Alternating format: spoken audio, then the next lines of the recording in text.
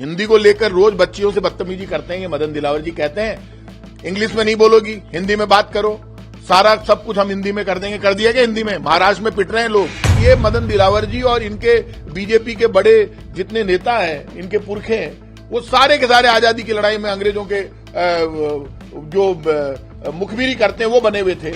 चलती नहीं है इसलिए बार बार ऐसी डायलॉगबाजी करते। राजस्थान में वो पत्तों को नहीं पड़ रही, वो चाल कुण की दी है, वो काका जी फेंके ही फेंके है, काम एक भी को नहीं करे। आप ये बताओ शिक्षा में इन्होंने नया क्या किया? हमने इंग्लिश मीडियम स्कूल खोले, इन्होंने कहा बंद कर देंगे। तुम्हारी माँ ने दूध पिलाया तो बंद करके दिखाओ। अरे शर्म करो। देवेंद्र फडणवीस को तो वहां से हटाना चाहिए। डबल इंजन की सरकार फेल हो गई। आप कह रहे हो किताब आपने छापी, 80% किताबें बट गई, आप नई किताब लाओ। ये किताब अब आप क्या बच्चों के हाथ से छीनोगे जो किताब बट चुकी है? और ये मदन दिलावर जी को खुद के बारे में बहुत गलत हो, खुद को बहुत स्मार्ट समझता है, बहुत गलत आडो बोले, टेढ़ो मुंडो कर बोले। अरे नीचे देख काका, पड़ जाओ लो यार, लाग जाओगी थारे, तो मत में क्या कर। आप में दम है, आप किताब बंद करके देखो। आप किताब क्या बंद करोगे? किताब लोगों के घरों तक आपने इसको मुद्दा बना के शिक्षा मंत्री मदन दिलावर ने बीजेपी का सुपड़ा साफ कर दिया एक बयान। और आप सरदार वल्लभ भाई पटेल बीजेपी में नहीं थे। सरदार वल्लभ भाई पटेल वो थे जिसने बीजेपी के जो संगठन है आरएसएस, उस पर रोक लगाई थी। कौन है सरदार वल्लभ भाई पटेल? सरदार वल्लभ भाई पटेल। आज आप ये कह दो आज के 100 साल बाद कि साहब वो नरेंद्र मोदी जी प्रधानमंत्री कैसे बने, अमित शाह जी को उस वक्त प्रधानमंत्री होना चाहिए था। ऐसा कभी होता है? जो नेता होता है वो प्रधानमंत्री बनता है। नेहरू जी नेता थे देश के, इसलिए वो प्रधानमंत्री बने। 2 बरस से ऐसी की तैसी कर दी राजस्थान की।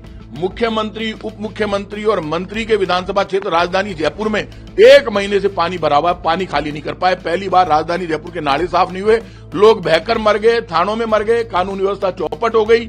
एक नया माफिया खड़ा हो गया और वो किडनैप माफिया राजस्थान में आप ये बताओ, बलात्कार किडनैप में राजस्थान नंबर 1 पर आ गया। उस पर शिक्षा मंत्री नहीं बोलते, उस पर सरकार काम नहीं करती। देखिए राजस्थान के जो शिक्षा मंत्री मदन दिलावर जी, उनको हाथ में लाठी देके महाराष्ट्र भेजना चाहिए। बहुत बड़ी बड़ी बातें कर रहे हैं वहां, राजस्थानी पिट रहा है, मुर्गा बना के मार रहे हैं। ये मजनलाल जी शर्मा मुख्यमंत्री और ये मदन दिलावर जैसे शिक्षा मंत्री बड़ी बड़ी बातें करते थे। हिंदी को लेकर रोज बच्चियों से बदतमीजी करते हैं। ये मदन दिलावर जी कहते हैं इंग्लिश में नहीं बोलोगी, हिंदी में बात करो, सारा सब कुछ हम हिंदी में कर देंगे। कर दिया क्या हिंदी में? महाराष्ट्र में पिट रहे हैं लोग। इसलिए मैं आप लोगों से कहूंगा कि ये जो सारा मामला है, इसमें ये कह रहे हैं कि साहब 1.5 वर्ष से क्या गट्टे खेल रहे थे क्या मदन दिलावर जी? राजस्थान में 1.5 वर्ष से आपकी सरकार है, हमने मना नहीं किया। आप पाठ्यक्रम बदल सकते हो, लेकिन आप लोगों का मन नहीं बदल सकते। देश की आजादी के इतिहास में पंडित जवाहरलाल नेहरू 13 वर्ष जेल में रहे, 13 साल। राजीव गांधी जी, जिसने जो मोबाइल आपके हाथ में, जो कंप्यूटर आपके हाथ में, बिकॉज ऑफ राजीव गांधी, जिसकी विनम्रता, सच्चाई, ईमानदारी को दुनिया मानती है। और यदि आपको पंडित नेहरू से, महात्मा गांधी से, राजीव गांधी से, इंदिरा गांधी से इतनी तकलीफ है, द ग्रेट इंदिरा गांधी, 71 का युद्ध सबने देखा। अभी पहलगाम का मामला भी देखा जब हिंदुस्तान पाकिस्तान आमने सामने हुए, और इंदिरा जी को भी देखा। सवाल कांग्रेस बीजेपी में आप कैसे बांट सकते हो आजादी की लड़ाई को? आप तो थे ही नहीं आजादी की लड़ाई में। ये मदन दिलावर जी और इनके बीजेपी के बड़े जितने नेता हैं, इनके पुरखे हैं, वो सारे के सारे आजादी की लड़ाई में अंग्रेजों के जो मुखबिरी करते हैं वो बने हुए थे। तो आपको इतनी ज्यादा दर्द हो रहा है कि आपको प्रधानमंत्री नरेंद्र मोदी जी को दिखाना है, आपको आदरणीय भैरू सिंह जी को दिखाना है, आपको वसुंधरा जी को दिखाना है, आपको अशोक गहलोत जी को दिखाना है, तो आप में दम होना चाहिए। बीजेपी की सरकार में लड़ाई लड़ रही है, चल रही है आपस में। आप निकालो ना अलग से पुस्तक। आप शिक्षा मंत्री हो, आपके डिपार्टमेंट में आपकी चलती नहीं है, इसलिए बार बार ऐसी डायलॉगबाजी करो। राजस्थान में वो पत्तों को नहीं पड़ रही, वो चाल कुण की दी है, वो काका जी फेंके ही फेंके है, काम एक भी को नहीं करे। आप ये बताओ शिक्षा में इन्होंने नया क्या किया? हमने इंग्लिश मीडियम स्कूल खोले, इन्होंने कहा बंद कर देंगे। तुम्हारी माँ ने दूध पिलाया तो बंद करके दिखाओ। अरे शर्म करो। देवेंद्र फडणवीस को तो वहां से हटाना चाहिए। डबल इंजन की सरकार फेल हो गई। हिंदुस्तान के हर स्टेट के आदमी को मारते हैं, पीटते हैं, कूटते हैं। ये शिवसेना के लोग मार रहे हैं, बीजेपी वाले भी मार रहे हैं। तो आपने हिंदी, आपके मुख्यमंत्री देवेंद्र फडणवीस ने वहां पर लगा दी, और उसके बाद लगातार पिटाई हो रही है। तो आप तो हिंदी आपका सबसे बड़ा मुद्दा था, हिंदी पे तो जवाब दो। आप कह रहे हो किताब आपने छापी, 80% किताबें बट गई, आप नई किताब लाओ। ये किताब अब आप क्या बच्चों के हाथ से छीनोगे जो किताब बट चुकी है? आपने खुद ने बीजेपी का नुकसान किया, मदन दिलावर जी ने। मैं बीजेपी के लोगों से कहूंगा, आज जितना मीडिया में हाइप हुई है, मीडिया सब समझ गया कि ना इनको रोटी से मतलब है, ना रोजगार से, ना महंगाई से, ना भ्रष्टाचार से, ना सच्चाई से, ना महाराष्ट्र में राजस्थानियों की पिटाई से कोई मतलब है। वहां मुख्यमंत्री, शिक्षा मंत्री, एक मंत्री ने दौरा नहीं किया, जाके देवेंद्र फडणवीस से बात नहीं की। कई लोगों का तो अपहरण हो गया, आज तक बेचारे वहां पे बर्तन साफ कर रहे हैं, उनको मार रहे हैं ये शिवसेना वाले और बीजेपी वाले मराठी के नाम पर। और राजस्थान में हम सबको गले लगाते हैं। प्रांत और भाषा का यहां कोई झगड़ा नहीं, आगे भी नहीं होगा, हम नहीं होने देंगे। लेकिन वहां तो पाप हो गई, पराकाष्ठा हो गई। और ये मदन दिलावर जी को खुद के बारे में बहुत गलत है, खुद को बहुत स्मार्ट समझते हैं, बहुत गलत आडोट बोले, टेढ़ो मुंडो कर बोले। अरे नीचे देख काका, पड़ जाओ लो यार, लाग जाओ ली थारे, तो मत फेंक्या कर। आप में दम है, आप किताब बंद करके देखो। आप किताब क्या बंद करोगे, किताब लोगों के घरों तक आपने इसको मुद्दा बना के शिक्षा मंत्री मदन दिलावर ने बीजेपी का सुपड़ा साफ कर दिया एक बयान में। आज पंडित नेहरू, इंदिरा गांधी और राजीव गांधी, महात्मा गांधी और इस देश के आजादी के आंदोलन की सच्चाई आ गई। अभी भजनलाल जी शर्मा मुख्यमंत्री जी ने, मुख्यमंत्री की पहली बार मैं तो समझदारी देखी। मुख्यमंत्री जी ट्विटर पर तो अटक जावे, कई बार स्कूटर बोल देवे, पर आपके मुख्यमंत्री जी कमाल कर दियो। मुख्यमंत्री भजनलाल जी शर्मा ने कहा, आपकी बार खुद ने कहा, देश की आजादी की लड़ाई हमारी कांग्रेस पार्टी के नेतृत्व में लड़ी गई। अरे भजनलाल शर्मा जी से पूछो, उन्होंने खुद ने बयान दिया है, मदन दिलावर जी, और उन्होंने आज तक खंडन नहीं किया। आजादी की लड़ाई तो कांग्रेस नहीं लड़ी। आप खुद कह रहे हो कि पंडित नेहरू का महिमा मंडन हो रहा है, महात्मा गांधी का हो रहा है। आपको महात्मा गांधी से, पंडित नेहरू से इतना दर्द है, और आप सरदार वल्लभ भाई पटेल बीजेपी में नहीं थे। सरदार वल्लभ भाई पटेल वो थे जिसने बीजेपी के जो संगठन है आरएसएस, उस पर रोक लगाई थी। कौन है सरदार वल्लभ भाई पटेल? सरदार वल्लभ भाई पटेल। आज आप ये कह दो, आज के 100 साल बाद, कि साहब वो नरेंद्र मोदी जी प्रधानमंत्री कैसे बने, अमित शाह जी को उस वक्त प्रधानमंत्री होना चाहिए था। ऐसा कभी होता है? जो नेता होता है वो प्रधानमंत्री बनता है। नेहरू जी नेता थे देश के, इसलिए वो प्रधानमंत्री बने, वो गृह मंत्री बने सरदार वल्लभ भाई पटेल। तो सरदार वल्लभ भाई पटेल या नेहरू तो मिलकर अंग्रेजों को भगा रहे थे, लड़ रहे थे, अंग्रेजों के खिलाफ लड़ रहे थे। आपका तो कोई इतिहास ही नहीं है। आपने क्या है कि अब नया नाटक चालू कर दिया कि अब आप सब मुद्दों से क्यों फेल हो गई राजस्थान की बीजेपी की सरकार। 2 बरस से ऐसी की तैसी कर दी राजस्थान की। मुख्यमंत्री, उप मुख्यमंत्री और मंत्री के विधानसभा क्षेत्र राजधानी जयपुर में 1 महीने से पानी भरा हुआ है, पानी खाली नहीं कर पाए। पहली बार राजधानी जयपुर के नाले साफ नहीं हुए, लोग बहकर मर गए, थानों में मर गए, कानून व्यवस्था चौपट हो गई। एक नया माफिया खड़ा हो गया, और वो किडनैप माफिया राजस्थान में आप ये बताओ, बलात्कार किडनैप में राजस्थान नंबर 1 पर आ गया। उस पर शिक्षा मंत्री नहीं बोलते, उस पर सरकार काम नहीं करती। घूम फिर के पंडित नेहरू, कांग्रेस, राजीव गांधी, इंदिरा गांधी, बहुत याद आवे, एक माड़ा ले ले हाथ में और दिन भर नाम लिया कर पंडित नेहरू, पंडित नेहरू, पंडित नेहरू। तो आप पाप धुल जाएंगे। शिक्षा मंत्री जी, ज्यादा बकवासबाजी मत करो, और आपको कोई पाठ्यक्रम बदलना बदल दो। हिंदुस्तान की डबल इंजन की सरकार आपके पास है, लेकिन जितना आप बोलोगे उतना कांग्रेस को फायदा होगा। जनता समझ गई कि बीजेपी वाले सिर्फ नाटक करते हैं, ना जनता की चिंता है, ना गरीब की, ना मां की, ना बहन की, ना बेटी की, ना कानूनी व्यवस्था की, ना झोपड़ी की, ना गरीब की, ना खेत की, ना खलिहान की, ना बाढ़ की, ना नाले साफ कराने की, ना सच्चाई की, ना विकास की। सिर्फ चिंता है तो नाटक करने की और बीजेपी का माहौल बनाने की। कब तक हिंदू मुसलमान करोगे? कहां है वो? महाराष्ट्र में भेजो। वो कौन है पंडित, वो धीरेन्द्र शास्त्री और रामभद्राचार्य, बीजेपी की उन्होंने सदस्यता ले ली। अब वो महाराष्ट्र नहीं जा रहे, वहां हिंदू मुसलमान नहीं लड़ रहा, सनातनी को सनातनी ठोक रहा। तू राजस्थान से आया है। अरे हम तो नारा लगाते आए, जय शिवा सरदार की, जय महाराणा प्रताप की, जय शिवा सरदार की, जय राणा प्रताप की नारा लगाती थी बीजेपी। इनके बीजेपी के संगठन नारे लगाते थे, विद्यार्थी परिषद नारे। कहां है विद्यार्थी परिषद? बिल में घुस गई। अरे जाओ वहां इकट्ठे होके महाराष्ट्र में, निकाल के लाओ राजस्थानियों को। मेरी कईयों से बात हुई, 17 लोगों का मेरे पास फोन आया कि साहब हम तो यहां से छोड़ेंगे महाराष्ट्र से। 10-10 हजार, 20-20 हजार करोड़ की पार्टियों की पिटाई हो रहे हैं, पैसे वसूल हो रहे हैं। तो कानून व्यवस्था महाराष्ट्र में चौपट होगी, राजस्थान में तो बिल्कुल ही सूपड़ो साफ है। लोग ढूंढ रिया है टॉर्च लेर, मोमबत्ती लेर। सरकार खट है, मुख्यमंत्री खट है, शिक्षा मंत्री खट है। स्कूल कमान एक कुर्सी नहीं लगाई, एक टाटपट्टी नहीं बिछाई, एक टीचर नहीं लगाया, कोई काम नहीं किया, सिर्फ डायलॉगबाजी करते हैं। अब कह रहे हैं पाठ्यक्रम बदल देंगे।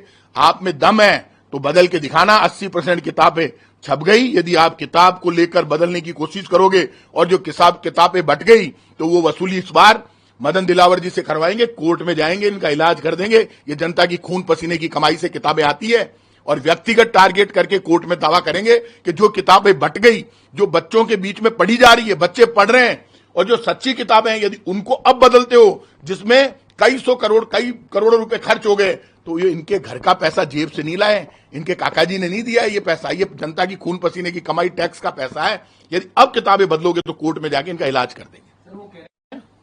इनके मन में जहर है, इनके दिमाग में जहर है, और जिनके खुद के मन में और दिमाग में जहर है, यदि आपने प्रतिबंध लगा दिया है तो मतलब यो जो किताबों के नाम पर करोड़ों रुपए खर्च किए उनको आपने रद्दी की टोकरी में डाल दिया करोड़ों रुपए को, तो उसका जवाब तो देना पड़ेगा। और वो जवाब तो अभी तो ऑडिटर जनरल की रिपोर्ट इसने जो इनका मंत्री है ये जारी नहीं कर रहे कई डिपार्टमेंटों की, तो उसमें ये फंसेंगे सारे के सारे। आप किताब बंटने के बाद रोक नहीं लगा सकते, आपको कोई डिसीजन लेना है आप पास्ट में जाके नहीं ले सकते, आप फ्यूचर में ले सकते हो कि हम आगे से ये नीति बनाएंगे, आगे से आप किताब बदल दो, मना तो। लेकिन जो किताब बट गई वो आप पढ़ने से रोक लगाओगे, मतलब वो तो रद्दी की टोकरी में चली गई, तो करोड़ों रुपए जो बर्बाद होंगे उसका जवाब कौन देगा?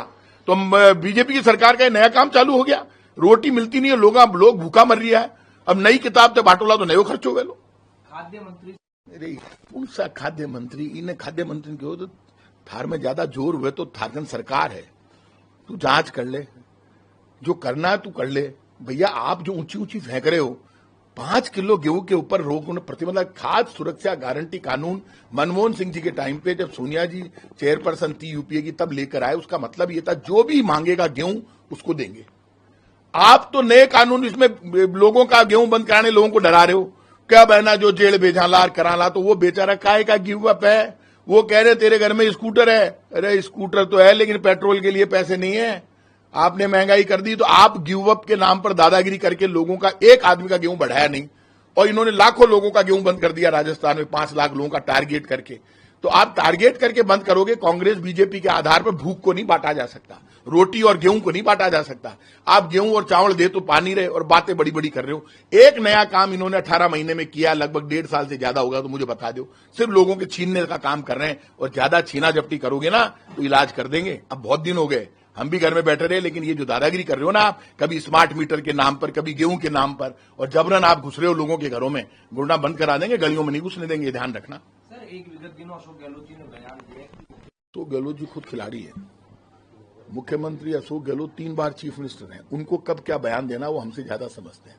उन्होंने बयान देकर ये मानकर चलना भजनलाल जी का बचाव कर दिया, यदि वो ये बयान नहीं देते तो भजनलाल जी की मामलों निपट जाते। तो अशोक गहलोत जी तो खुद चाहते हैं कि 5 साल काका जी राज करें। अभी आपने देखा नहीं, एक्स पे अभियान हमने चलाया कि ये भिड़े, एक्स पे एक अभियान चला, भजनलाल हटाओ राजस्थान बचाओ, और मैं गारंटी से कह रहा हूं अभियान बीजेपी के नेताओं ने चलाया और बड़े ढंग से चला। आश्चर्य ये हुआ कि भजनलाल जी के खिलाफ जो अभियान चल रहे हो, वहां का कई एडवाइजर इतना मजबूत समझदार है, पत्रकारों तो दोस्ती राखे को नहीं, तो ऐसे लोगों ने अभियान चलाया कि उतना भयंकर ढंग से पिटे कि तूफान आ गया पूरे देश में। तो हमारा मकसद किसी को हटाने का नहीं, हमारे हटाने से ना तो भजनलाल जी हटने वाले, ना गहलोत साहब के हटाने से हटने वाले, ना मेरे से, ना कांग्रेस से, किसी से हटने वाले नहीं है। वो तो ठाकुर जी बनाते हैं, ठाकुर जी हटाते हैं, लेकिन उन्होंने तो सतर्क किया। तो अब ये मानकर चलना भजनलाल जी की तो कुर्सी तो उम्र बढ़ा दी मुख्यमंत्री की, तो 5 साल भजनलाल जी राज करेंगे, हमें पता है, सूट करते हैं सबको, तो राज करेंगे, राज करे खूब बढ़िया, पर वो राज चाल को नहीं रही, दिक्कत आ है। ये पहला ऐसा राज आया है जो अंदर ही अंदर चल रहा है, बाहर दिखाई नहीं दे रहा। सर लेकिन बीजेपी कौन सा नेता पर मांगन तो कहीं यही को नहीं है। Next target Pratap Singh Khachariyawas, Gehlot ji.